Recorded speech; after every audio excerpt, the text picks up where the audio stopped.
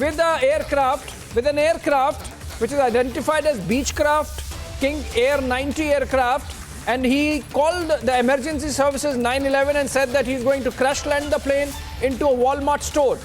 The Walmart store evacuated. Subsequently, this man is seen flying over a Toyota motor plant in Blue Springs area of Tupelo town. He seems to be an employee of the Regional Airports Authority.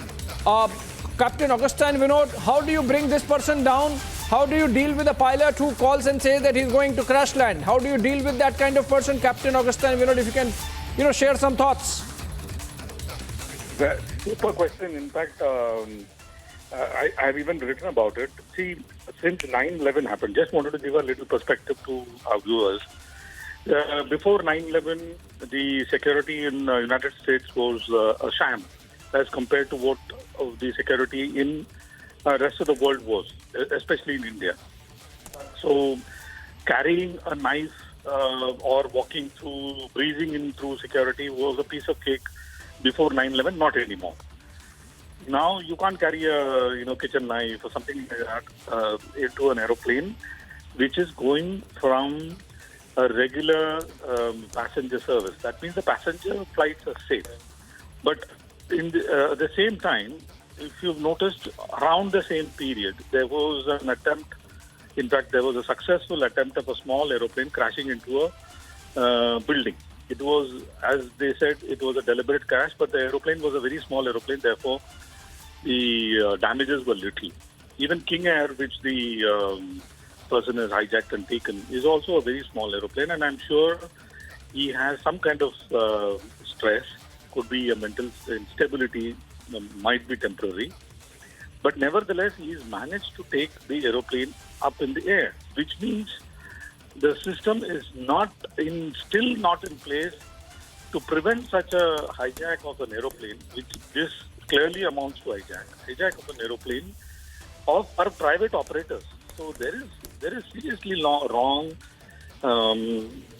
security lapses as regards to private operators are concerned.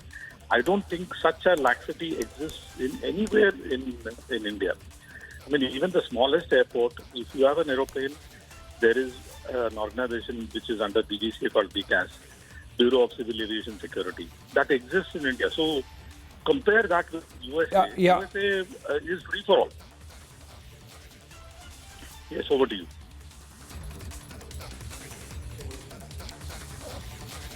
All right, thank you so much, Captain Augustine Vinod. And we have the flight path of the plane, which has been creating a security situation in Tupelo town in Mississippi. And let's see, that's the one. Now look at the way, Captain Augustine Vinod, if you could look at it, it's zigzag and going all over like a Bernoulli's motion. It just shows the state of mind of the pilot. Almost like a Bernoulli's motion happening in air, scribbling something in his mind, which he's trying to tell. Seems like an unstable character, but then obviously, till the time that the police get control of the situation, it still remains a dangerous situation. We can't call it funny as yet. If it ends well, it might just look funny. On that note, a short break.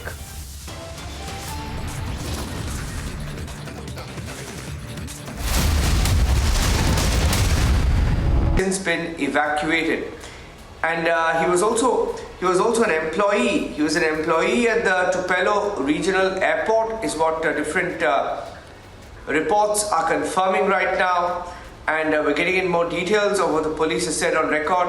Mr. Wadia is joining us on the phone line. Mr. Wadia is an aviation expert. Mr. Wadia, good evening. We have the situation where this plane is in the skies over Mississippi in America for over 3.5 hours now, circling continuously. They've made contact. He's threatening to crash that plane into a Walmart store. But as an aviation expert, what can you tell us about a plane like this? We have a little bit of detail about the kind of plane that it is from the pictures that you're seeing. Mr. Wadia, what can you tell our viewers, sir? How long can this plane afford to be in the air?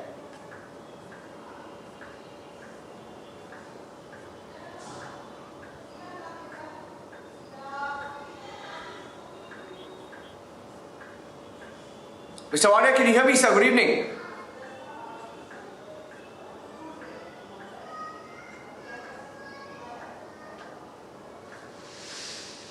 Okay, I lost the line there, but some reports suggesting that the plane turned back towards Tupelo in Mississippi in America, but at last was seen at 488 feet above the ground. So little known about the pilot except that he was an employee at this particular airport, and different websites showing that he's going in circles. And the plane, it appears, stopped communicating according to some reports, but we'll have to wait for an official confirmation. Mr. Ahmad Wadia on the phone line. Mr. Wadia, good evening. Can you hear me, sir? Mr. Wadia? I heard your question. And your question about how long he can stay there, that depends on how much fuel he has on board. Maybe by now it is finished, etc., or you may still have a lot of fuel on board. But this is a very unusual situation. Obviously, if his intention was just to create more damage, with more fuel on the aircraft, if he had crashed it right in the beginning, if that was his intention. But this requires patience and calm thinking on the part of some psychiatrists, psychologists, and can slowly, logically talk him out of the situation. I'm sure he may be able to listen, because if his intention was purely to crash the aircraft, he would have done it long back with more fuel, and that would have created more damage to the ground installations. And yes, as a last resort, I'm sure the security people in America are ready to shoot down the aircraft, but I don't think that would be necessary in this particular case, because with a little more logic and cool patience, the pilot can be talked. I'm sure he must be disturbed, having some problem or the other, why he is doing this. So it can be handled in a little slowly and patiently. It can be handled, and talk him down gradually. Hello. Yes. From the details that we have so far, yes, Mr. Wadia, I can hear you, sir. Just going back to the pictures, Mr. Wadia, a situation like this, if they've been in contact with him for over 3 hours, what are the options in front of the agencies tackling such a situation? For 3.5 hours, he's been in the skies. 90% the option should be calmly to talk him down patiently with some psychiatrist, psychologist help, and some pilot's help, or friends of his, to talk him down and ask him, because if his intention was malified and he wanted to create more harm, he would have certainly crashed the aircraft by now with more fuel on board the aircraft, which would have been catastrophic. So to patiently talk him down is the best solution. Yeah. Thank you for that, Mr. Wadia, for joining us on the broadcast, keeping a close watch.